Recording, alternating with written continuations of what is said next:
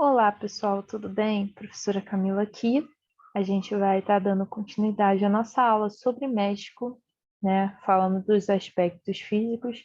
Agora iremos falar dos aspectos humanos, a começar pela população. Bom, antes de mais nada, né? A maior parte da população está em regiões urbanas, 77%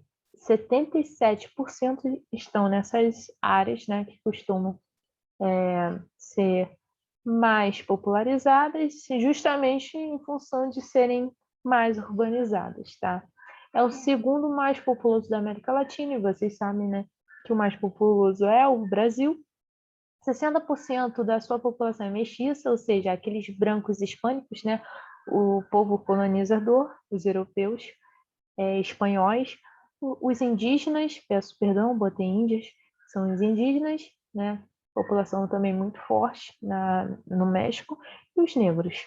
20% aí ficam para os ameríndios, 11% já de etnia europeia, né? O grosso, podemos dizer que é isso. Bom, há fatores de repulsão, né? Dessa migração, ou seja, as pessoas até passam pelo território do México, mas para ir para a fronteira, né, com os Estados Unidos, visto que o México é caminho para lá, até em função de um alto desemprego e pouca atividade comercial. Então, não se torna aí um destino, né? Talvez uma passagem, mas não um destino do pessoal que transite por lá. Houve um aumento da população que fez com que o governo estipulasse aí um controle da natalidade, isso em 93, tá? Para manter aí um nível inferior dessa população, né? Que estava aí em crescente. Há baixa escolaridade, né? 30% de analfabetos, isso representa muita coisa, assim como uma má distribuição de renda, 40% da sua população vive na faixa de pobreza, então são dados bem alarmantes, né, de uma situação precária, assim como o fato de existir um aumento do índice de violência, que também favorece uma condição não muito boa da população mexicana. A agropecuária, né? Além do que já foi falado, né, da questão de ser montanhosa, da questão de não ter muitos rios, a questão agora da agropecuária tem influência justamente disso, porque só 15% da sua terra é fértil para a produção mais resistente, que é mais ao norte, né? E mesmo assim só sobrevive através de uma irrigação mecanizada, ou seja, que é necessária uma tecnologia para que se produza, né? Não, até em função das condições climáticas não é muito favorável. Ou então quando é próximo do leito de rios, né? Que é onde também tem uma produção justamente em função da existência da água. A gente pode dizer que ela está dividida em três características. Primeiro, agricultura familiar de subsistência, que é aquele consumo próprio, né, da própria família, com mão de obra familiar, com técnica não moderna, né, arcaica, tradicional, de cuidar do solo, de irrigar, né, molhar a planta. Geralmente utiliza tração animal, né, não tem nada tecnológico, é realmente arcaico no sentido de usar, né, a força dos animais para arar a terra, por exemplo. E, claro, precisa das condições climáticas favoráveis, né? Se tiver, por exemplo, proximidade com leito de rio, isso é um fator. A gente tem, por outro lado, uma agricultura intensiva, mas essa é voltada para o exterior, né, para exportar. Só que ela visa alta produtividade, por isso tem que ter uma alta tecnologia empregada, né, para cultivar aí, o milho, né? Lembrando que na agricultura familiar é muito comum de você ver alimentos que é, né, da culinária mexicana, né?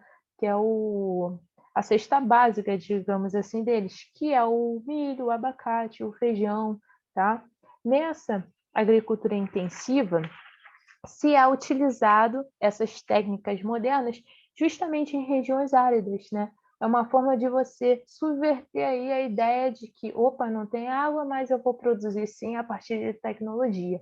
E lá você acha trigo, você acha arroz, hortaliças, algodão e cana-de-açúcar, tá?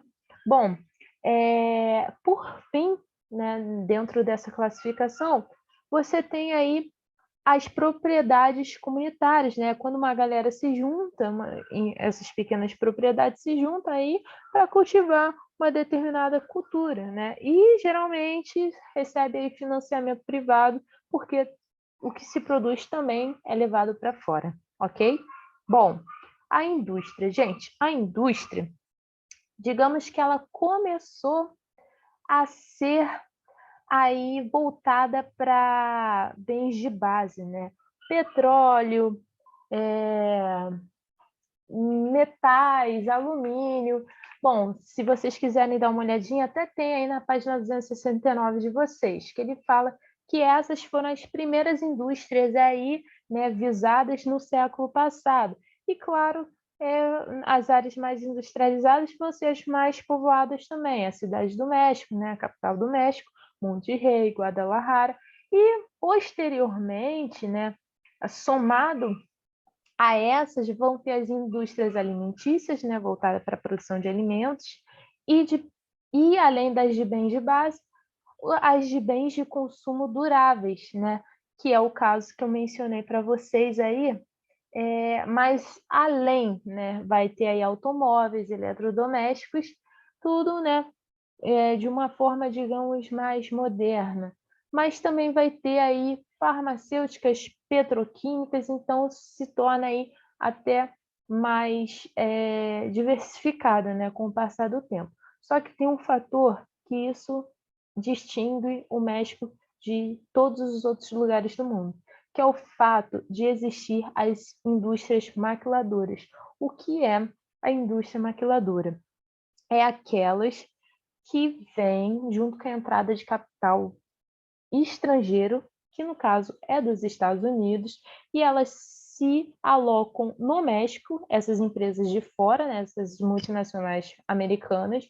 Por quê? Porque elas vão usar da baixa remuneração que elas dão para os seus trabalhadores. A mão de obra, portanto, é barata, tem pouca fiscalização, tem pouca legislação, ou seja, isso só vai favorecer aos proprietários dessas indústrias de estarem no México, né? E normalmente costuma ser de montagem, de acabamento, né? Ou seja, de prestação de serviços para outras indústrias, e a maior parte fica justamente perto da fronteira do México com os Estados Unidos. E aí eu peço para vocês lembrarem do exercício que eu pedi da pesquisa sobre o NAFTA. E aí vocês pensem, reflitam quem sai ganhando aí com o bloco NAFTA, sabendo que ele é composto por Canadá, Estados Unidos e México, sabendo que eles permitem uma livre circulação aí de mercadorias, porém não de pessoas. Tem tudo a ver com o fato de existirem indústrias maquiladoras, ok? Bom, já caminhando aí para o fim, tem a questão da mineração. E a mineração no México se torna aí um grande destaque. Por quê? Porque o México ele é o terceiro país de maior exportação, digo, de maior extração de metais preciosos, como o ouro e a prata, né? Ele tem um poder energético absurdo na produção de petróleo, de gás natural e de carvão, isso lá na região dos altiplanos, na costa do Pacífico, tanto nessa quanto na do Atlântico, no chamado, né, Golfo do México, e a empresa que mais controla esse setor, né, o setor do petróleo, é uma empresa estatal chamada Pemex, que eu coloquei aí embaixo aqui, e infelizmente, né, além do petróleo se configurar enquanto recurso que uma hora vai acabar, eles não empregam tanta tecnologia assim, né? Ou seja, por mais que tenha um potencial, não se torna suficiente para uma extração muito produtiva. Bom, para hoje é isso. a gente está encerrando nossa aula aí sobre México. Espero que vocês tenham gostado, tenham aproveitado e bons estudos.